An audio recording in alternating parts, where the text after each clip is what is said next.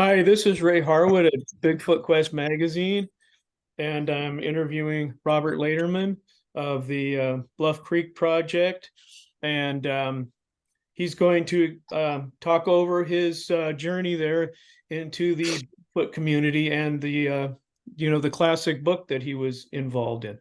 And go ahead, Robert. All right. Thanks, Ray. Well, how does the journey begin? That's always the good question we always ask ourselves. I'd probably say as a kid, you're some interest, Legend of Boggy Creek, going to the drive-in movie theater, getting scared, having to go pee, and then I think right before, I think it was right after the toilet scene too. That was good. But did a little research here and there. Went to college. I should have been studying my curriculum, but I was still doing research on the Bigfoot stuff, just out of curiosities. And it wasn't until after college, I graduated, started working as a park ranger, that I started taking a little more interest in it. One of the jobs as a park ranger is to do interpretation, and that is basically to interpret the natural and cultural history. So we do these campfire programs, nature walks. So one of them was a campfire program, I think about 1990 something. I decided I was going to go ahead and just put together this Bigfoot program because, folklore and mysticism was big, in parks around the campfire at night, little fire going, little ranger led talks. So I went ahead and I did some research on the Bigfoot phenomena. So I started putting it together. So that's how my first public speaking part of it showed up. As long as I didn't commit and said, yeah, it exists and here it is, we're good to go. And it did that. And then soon afterwards, probably about 1999, I got to meet John Freitas. He showed up at the park, and right on, it was like on Labor Day weekend, he showed up and he had this big old ship speaker on the back of his pickup truck, and he wanted to blast sound, called a call blasting. He wanted to blast some sounds into the park. One of the three big. Can you still hear me? Okay. Yeah. Okay. He wanted that. He wanted to call blast and blast sounds on one of the three busiest times of the year. But with the park system being, lots of people, we also have this thing called the marble murrelet, and then we had spotted owls, and they're sensitive animals. And one of the restrictions was loud noises because it was during the nesting periods. So I kind of talked him out of it, and I said, hey, this is a great place down the road, So that was my first meeting with John Freitas, and he is with the BFRO. So later on, he told me, during the contact, he told me that they were there to investigate an alleged sighting that took place on like August 23rd, 1999 in the park, right across from the Burlington campground.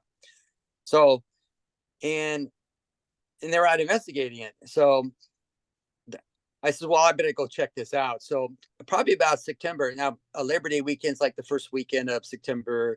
Now we're talking about a month after the alleged sighting, October, this was September 22nd or something like that. I went out with another park aide, a seasonal employee who's good at tracking, and we went out to go take a look at it.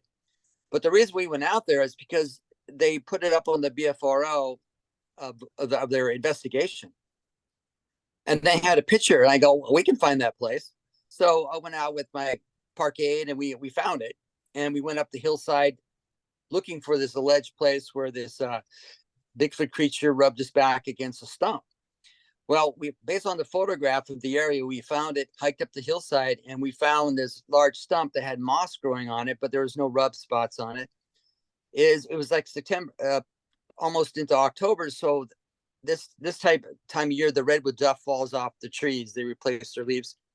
They're not deciduous. They just dump a bunch of their dead leaves. And so the paths are covered, but you can see kind of an alleged pathway, kind of goes around this stump.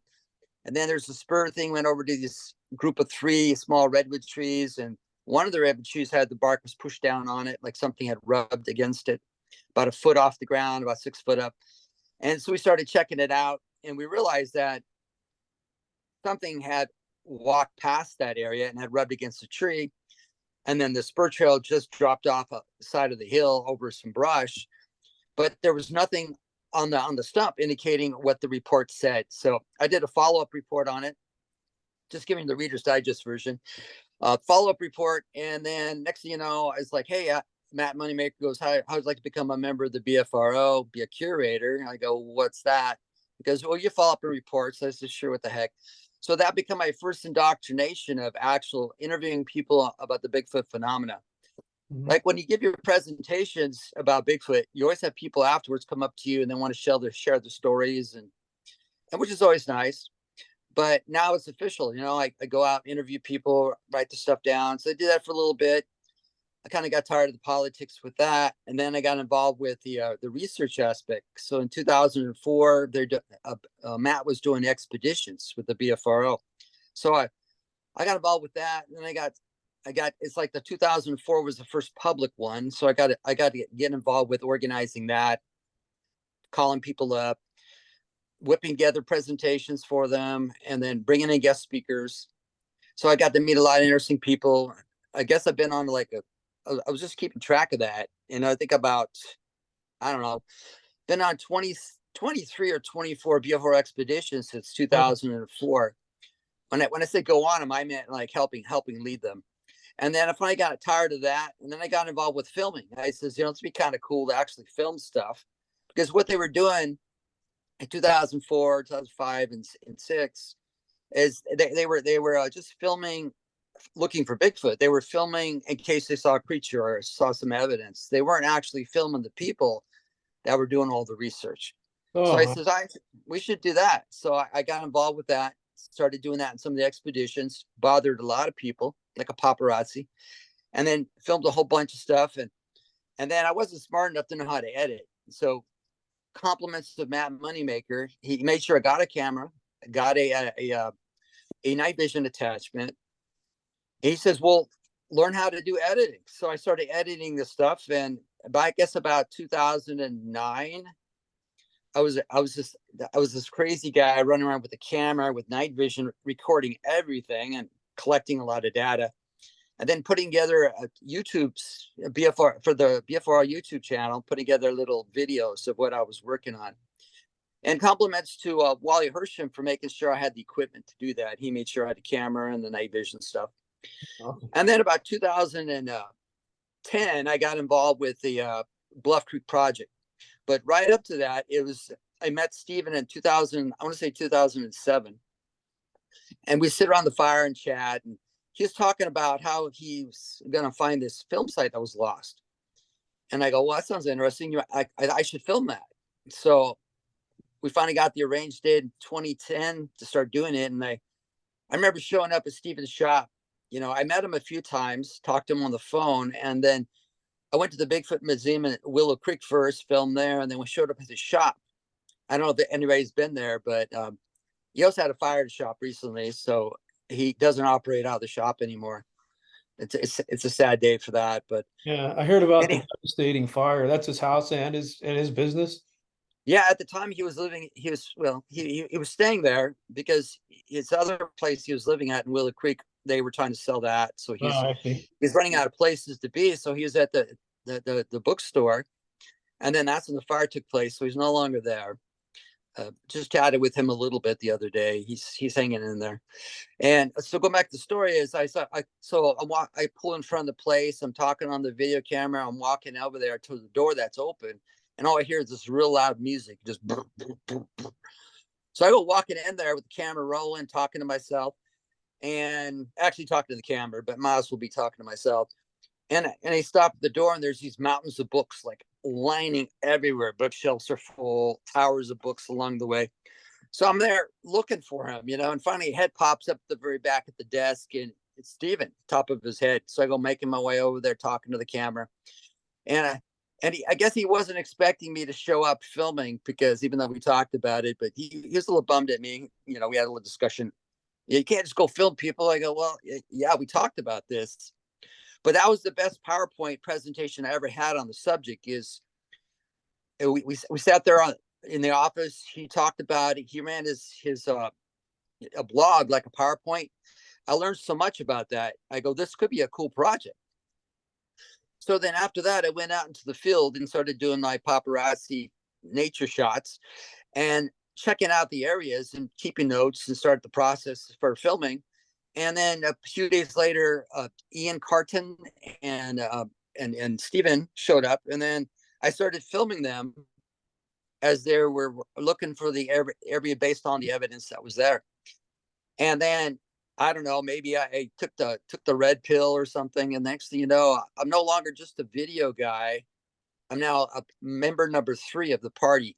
So we spend the next couple of years investigating it, trying to tear down the evidence, researching 5 separate areas to make sure we got the right one. And then the process of just breaking it down. But, hearsay, there's a lot of that. You got to have facts, and not circumstantial ones either. So we spent the next 2 years a video documenting our process. And I think you mentioned earlier that you've actually watched a lot of the videos. I commend you. There's a handful of people on this planet who sat through the 72 videos of our journey, which included also the camera project and a few other things that we did. But yeah, that was the documentation of the whole thing. And so when you get to the book aspect of it, a lot of the narrative is the narrative, because we recorded a lot of the research and all the illustrations. We did it ourselves. We had to get permission for other photos, of course, the historical ones. But the book itself, the Bluff Creek Project, yeah, I've got it right here. Put down. There it is. Oh, that's excellent. Yeah. How long did it take to put that together? It must have taken years, huh? Well, we did all the research basically over like a 3-year period. And then we talked about it. We continued the Bluff Creek camera project and everything else over the period. But I had all my information. So it wasn't until like, I guess for the 10-year anniversary, we thought we should do something special with it. And so I go, well, let's put it into a book. And when I say, yeah, let's put it into a book, it's like all my team members are, yeah, good job, Robert. Yeah, we'll support you on that one. But I did get someone to contribute, and Stephen did the introduction. I think it's got like 11 pages. I waited a long time for that. The book would have been out sooner, but Stephen had to make sure he had the introduction right. And then you had Daniel Perez did the forward. Yeah. Perez did the forward on it. Yeah. He says, hey, Robert, I did a forward for you. You got it done. Here it is. So he didn't outright ask me if he can do it. He just decided that he was so supportive of the project that he felt like he needed to do it. So he did it. So he put it in the book. Yeah. Well, sounds like he was pretty much in the Bluff Creek neighborhood a lot, looking for the site and research in there along with you guys, or at least at a lot of same time periods. Well, sometimes like Ian ran into him a few times out there. I've never ran into Daniel out there. I've known Daniel for a while. He's interviewed me. I gave him a tour at the parks, when we talked about all the sightings there. Been corresponding back and forth. I wrote some articles for his newsletter. Things come up. Yeah. Also, to his credit, he actually nominated Stephen and myself after the book came out as Bigfooters of the Year. And then a couple of years ago, after this book came out, he went ahead and gave me that privilege to be able to do it again. So it's kind of cool for him to do that. So while you guys were doing the research for the film site, what kind of, did you see or hear anything? Like, did you find any footprints, like recent ones, or hear like the vocalizations, the tree knocks, or the smell, or any of those artifactual type evidence? Well, I spent a lot of time out there, and I still go out there. I mean, I probably hike down the film site, probably the average, probably 3-4 times a year, just for the fun of it, to help clear trails and go there and watch the trees fall off, watch the true colors and fall off. It's a beautiful place. In my journeys of traveling around there, I've never found a Bigfoot footprint. I can't sit here and say I saw a Sasquatch walking down the street when I was, not expecting it. But I can tell you, I've heard, heard a lot of stuff, voices. Sometimes people say, "Well, it's just a river." Yeah, but these were females. They were talking and giggling. When I called, they stopped. And then they have also being stalked or followed. Depends on your interpretation of walking down the trail and having something to stop, walking when you stop. And then you walk again, it walks. Then you stop, it stops. Like the shadowing thing they talk about, yeah. Well, I wouldn't say, I guess flanking is more like it. It's like, I was like walking down to the film site by myself and went up to the cell site to make calls, and walking down, I had my walking stick. So it's like click, clack, click, clack. So it's not quiet. And then you hear movement up above you in the trees, and you stop. And then it's you moving it in the woods is to be expected, but when you stop and it takes a couple steps after that and stops, that makes you wonder. And you're like, once luck, twice skill, but then you do it again and it does the same thing, and then it's getting closer, it's flanking on the way down. Then you get to a point where you're like, okay, it's getting closer to the trail. I'm just gonna wait to see what it is, because there's a spot where it makes the trail makes like 270-degree turn, and from there is a ravine. So if you hang your position, you can see whatever it is going to drop down the ravine. You'll see it, but Uh-huh. it didn't. It made a 90 and went right toward the road I was walking on. And then I decided that I'm not going to hold my ground. I'm just going to walk back to my camp, which is still a good 20 minutes away, and I'm by myself, and I'm like, do I really need to know what it is that bad? I go, probably not. So I walk down the road, never to be heard again. But you hear rock clacks, you hear occasional knocks. Like a place nearby, Twin. I was there with Bobo and Bart, and I was playing my flute down by one of the lakes. But usually it means when Robert plays his flute, he usually blows, makes a lot of noise on it first, and then he likes to listen to the echo of the sound across the water. Oh, uh-huh. While I was in phase one of just making a lot of noise, I heard some commotion going on behind me up towards this campsite area. Didn't pay much mind to it, but then I played a little bit, and the commotion still going on. So I finally stopped and went up to see what's going on. And Bobo had been in the back of his vehicle, kind of moving stuff around, kind of standing there. And he says, "Well, I made that awful noise down by the lake. Something threw a rock down behind him, so that was interesting. Bounced on the ground behind him, and the hillside's not very steep, so you can't knock a rock loose and let it roll down. It has to be tossed. Uh-huh. We couldn't find which rock it was, but it's just something interesting. And we've had some mimicking, like playing a flute and then hearing it down in the canyon for a little bit, or just smells. And the feeling of being watched is standard, because you are being watched. You're in the middle of a forest. You got to expect that. Yeah. Oh, that's interesting. So we were talking before about the Robbie Knievel movie that you were in. Oh, And yeah. you know, any stories about that? I mean, he just passed away, I Yeah, guess, he did. earlier this year, or last year, I remember. But it was sad to hear that, because he was broken up pretty bad. He used to cane to walk around, and he was fun to be with, great sense of humor, but he liked to drink, and sometimes I would interfere with stuff. And mhm. but it was interesting spending time with him, and he'd ask the questions. And it's been a long time since I've actually seen that. I don't know, I can't remember exactly what I said or what was being filmed, because I know we were with Steven in the bookstore. That was fun. And we're at the campsite. That was fun. And we're trying to get him to do a knock on the tree, and it kind of stick broke. That was funny. Yeah, it was funny because we couldn't find. It was starting to rain, and we couldn't find any good real sticks nearby. But we're talking about how to do knocks. So we're looking around. Well, here's a stick. So we gave it to him. So he gets the stick. He's going to do it, and he swings back and he hits the tree as hard as he can, and it breaks and hits himself back in the face. And he's not happy with that. He's saying, it hurts more than the crash in his motorcycle. Oh, that's so. Bobo was in that movie, and you and Steven, and then And Roddy too. yeah, Roddy Kelly was there too. Yeah. and he was the ranger in that one, or is that someone else? I think there Are, was a are, you talking, are you talking about the Willow Creek movie, or are you talking about the ones with Canadian? the Robbie Knievel one. Yeah.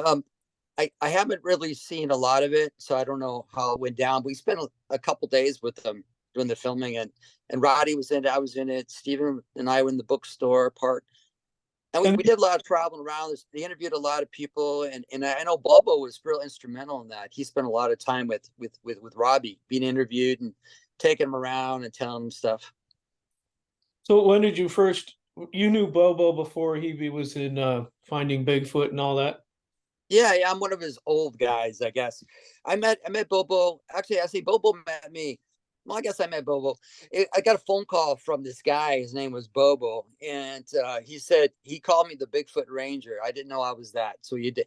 He goes, "You're the Bigfoot Ranger," and so he wanted me to go with him to pour some cast, but I was too busy working. I never did. And then later on, we hit it up. We got to do some time together. He got to meet my kids. We camped out together. And that was a blast. And Mhm. yeah, it's fun to be able to say, I knew Bobo when he used to walk around with mismatched flip-flop shoes and expired registration where he had to back his vehicle in everywhere. And that's a Bobo I know who'd show up and he had his peanut butter and jelly sandwiches, you know, because times were hard and we always have to feed him. And Mhm. it was fun because my kids loved him. He was great. I have to tell you this, on one of the first expeditions, I guess I was with Bobo, taking the family out. I hate when you get older, you forget names, but Tom Yamara was there.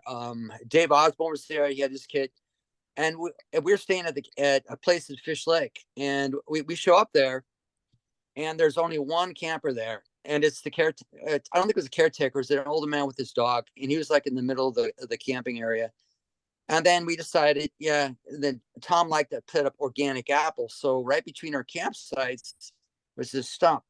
So we put about a dozen and a half organic apples into two little pyramids, and then we kind of cut a couple of them up into little pieces, and then we decided to go out and do call blasting, you know, until it got dark.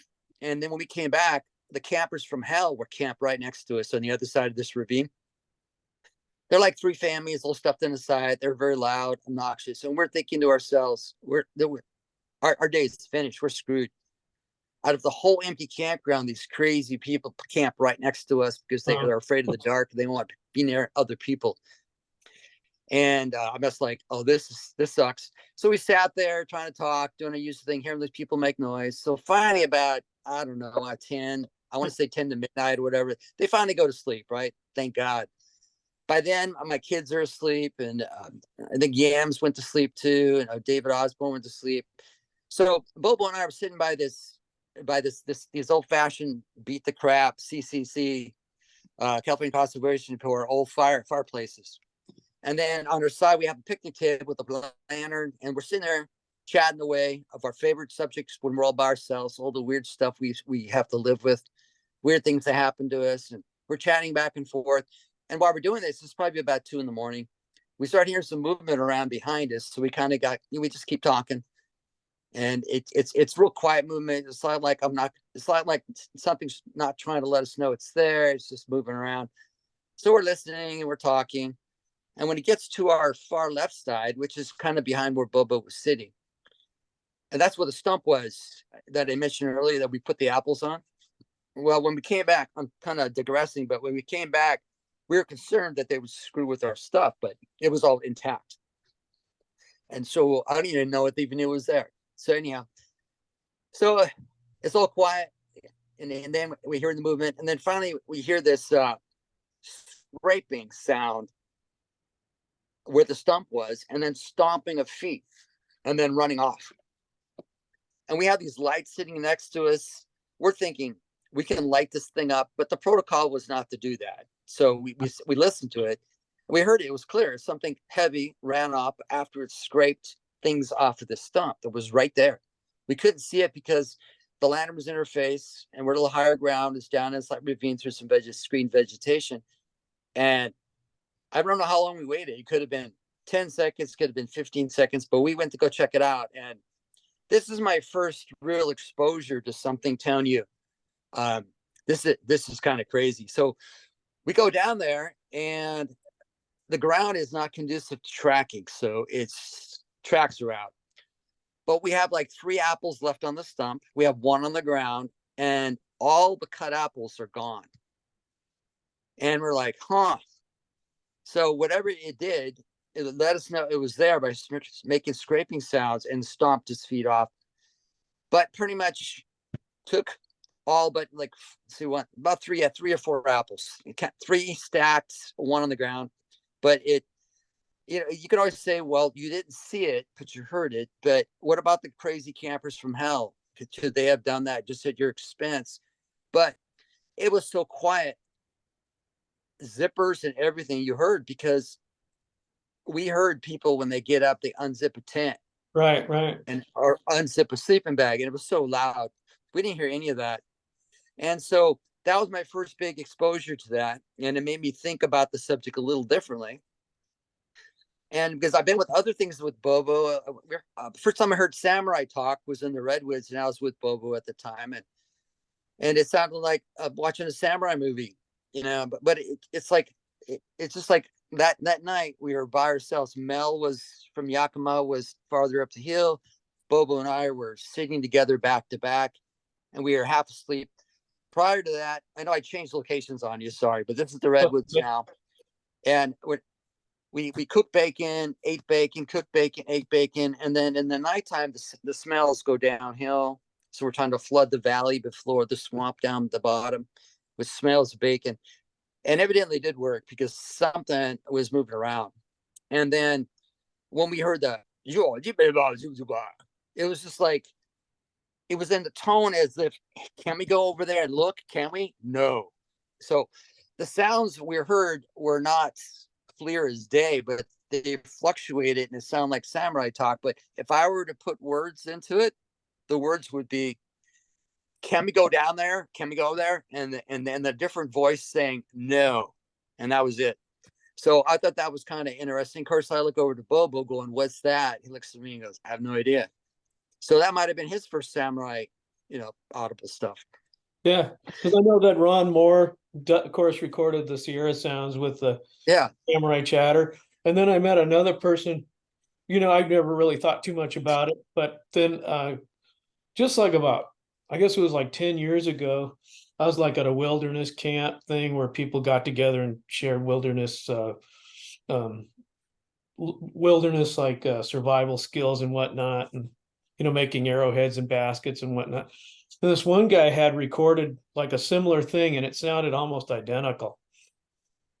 So it's like completely different guy and a different. Well, it was in the Sierra Nevadas, but it was, like hundreds of 100 miles away, maybe. Well, anyway, sorry to interrupt on that, but oh no, I mean, when I organized the first BFRL public expedition, so it was Ron and his partner. I keep forgetting the partner's name, but he's passed away. But they were one of the guest speakers I signed up, and it was Al Berry and Ron Moorhead. I hope I said that right. And so they were talking about the Sierra sounds, and I was sitting in the back selling their CDs at $10 a pop, thinking, how silly is this stuff? And I'm thinking, I can make those noises. I can do all that stuff.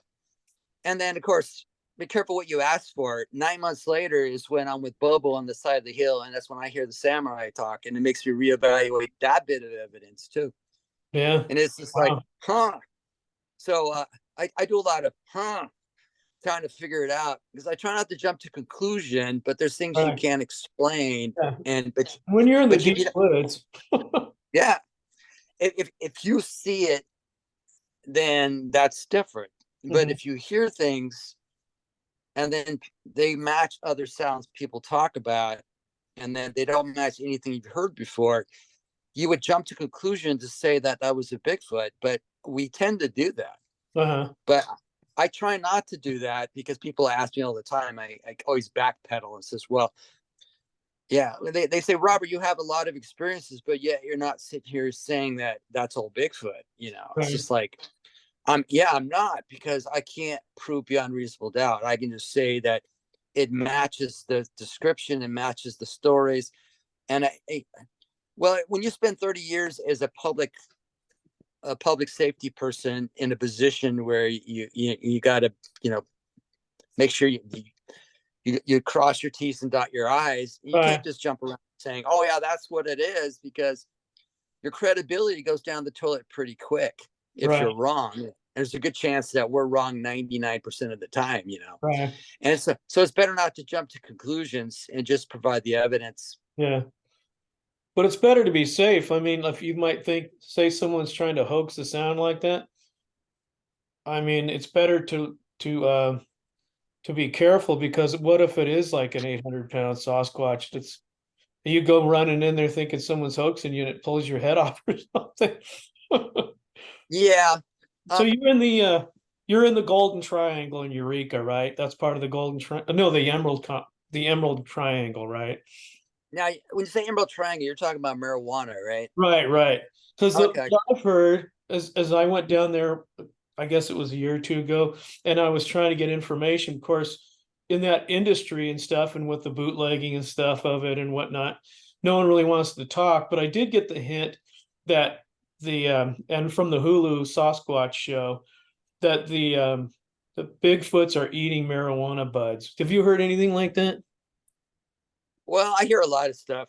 Again, did they see the marijuana, the Bigfoot eating the marijuana buds off the things? So deer love to eat the buds. Not all deer, but they're one of the big predators. Other things will nibble the buds off. So there's predation going on all the time. I see. I guess bears like to hang around the orchards when the fruit fall off and it gets fermented too. And deer like to do that too. So Right. maybe they like the little buzz off the end of that.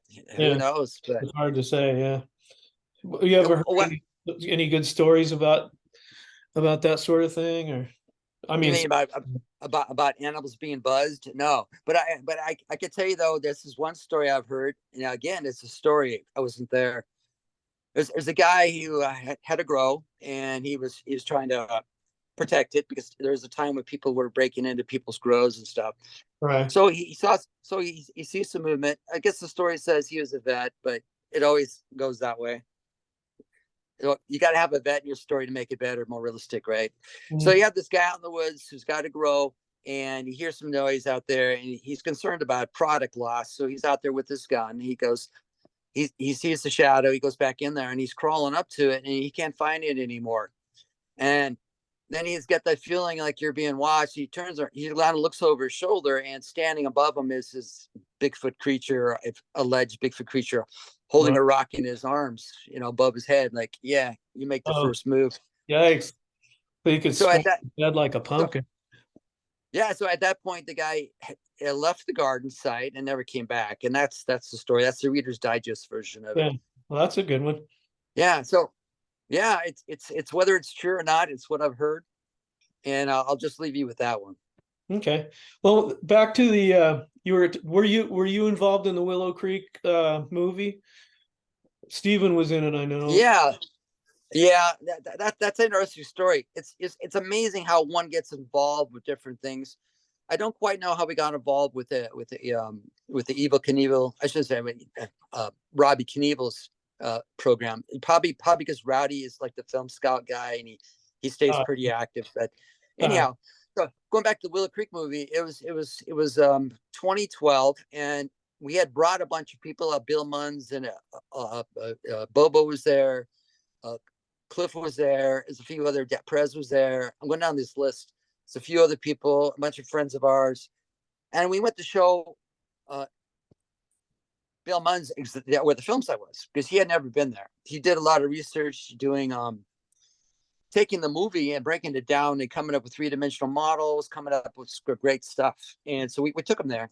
So we brought him down there. And we took him there twice in the same 3-day period. We walked him down there, and one of the project was to show it to him and let him know where it was. And he was there, and I never seen a man smile so much before. Say we stopped about a few probably 100 yards away, and we said, "Go find it. It's over there somewhere." And so he went through and he's looking around, and he walked up to it. And he's staring at these trees, and we're kind of watching them, and then we're kind of chatting amongst ourselves. And then he takes out his notes. He's staring at the trees, and he just keeps walking out back and forth, doing his thing. Meantime, we're talking. When he came back, he had the smile on his face, and that stayed on most of the rest of the time he was there. But that was in 2012. I want to say in July, I think it was. But afterwards, we're over in Willow Creek, and we're getting ready to go back home. We did our deal, We brought Munns down. He gave the green light to the side. We didn't need his green light, but it always helps. And then we're in the bar, and I'm just kicking back, and this guy keeps laughing weird like over there. I go, that guy sounds familiar, but I don't know who he was. Anyhow, so this woman, Amy, she's a assistant producer or whatever, and she's walking around looking for people to find a location they're going to film. And so they come over and they want to know if we want to be extras in this movie they're working on. I go, I was with Ian, and Ian's going, sure, why not? So we got our gig, we got the extra gig. So we got the sit at the end of the bar next to Ian's brother, not Ian's brother, but Amy's brother, who stands on top of this little table and plays a ukulele and sings a Bigfoot song that he just wrote the night before. Uh-huh. Very talented guy. So we're sitting there, and Ian's kind of turned sideways like this. You get a nice Ian profile, and my profile is kind of like this. So you see the back. You see the back of my little bald spot on my head, and that's me. And the Ian's to the side, and then we're clapping and having a great old time. And we thought that was fun.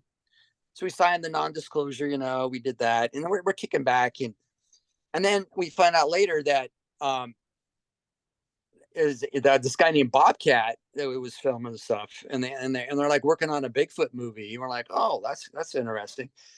Anyhow, so meantime, they want to film in the area, so they're looking for some sorry sucker is going to take them up, without getting paid. They're trying to find a location for them. Uh-huh. So they talk to Terry Smith and Todd Hale, but they've been drinking a little bit, and they have to drive back to Southern California.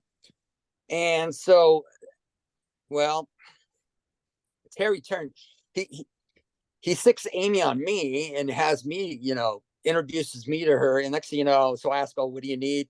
So she kind of fills her request. I go, I think I know a spot.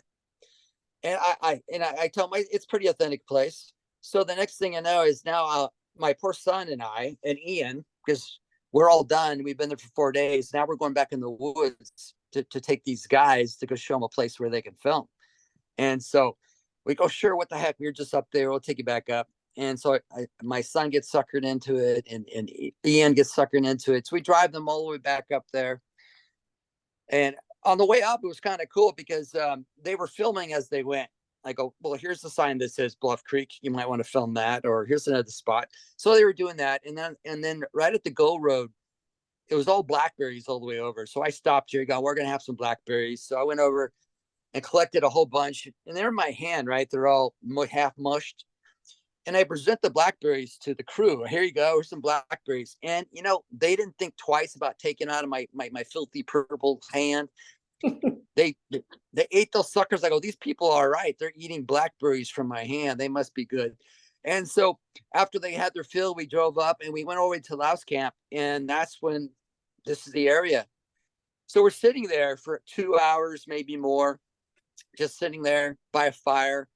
And they're not doing anything to get ready. I'm like, I being a state park ranger, you did like on the sets, you're there to prevent them from destroying the resources. I've done numerous films where you're there to participate in terms of make sure they don't destruct anything or answer questions. And I'm waiting for this to happen. Nothing happens. So finally say, so when are you guys gonna film? Oh yeah, we're waiting until it gets dark. And I go, okay, well, do you guys gonna do any sounds? And they go, oh yeah. So Bobcat does this thing. I'm like, and I don't think that's quite what they're looking for. They're probably looking for something different. So then I do the Ohio